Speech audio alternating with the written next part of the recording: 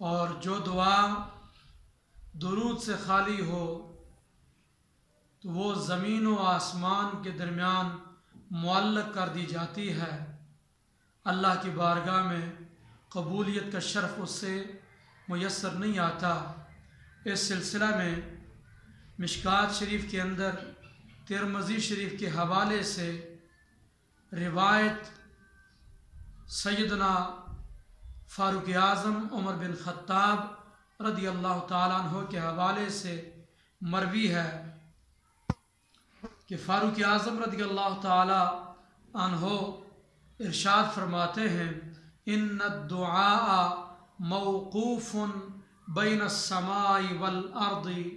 ला यसअदु मिन्हु शैउन हत्ता तुसल्लिया अला नबिय्यिका सल्लल्लाहु तआला अलैहि वसल्लम। फ़ारूक़ आज़म रज़ी अल्लाह अन्हु फरमाते हैं कि दुआ ज़मीन और आसमान के दरमियान मौक़ूफ़ रखी जाती है, मुअल्लक़ कर दिया जाता है, और कोई भी दुआ बंदे की अल्लाह की बारगाह में कबूल नहीं होती यहाँ तक कि तू अपने नबी मुहम्मद मुस्तफ़ा सल्लल्लाहु ताला अलैहि वसल्लम पर दुरूद पढ़ ले। जब बंदा दुरूद पढ़ लेता है हुजूर की ज़ात पर, तो वो दुआ जो ज़मीन व आसमान के दरमियान मुअल्लक़ थी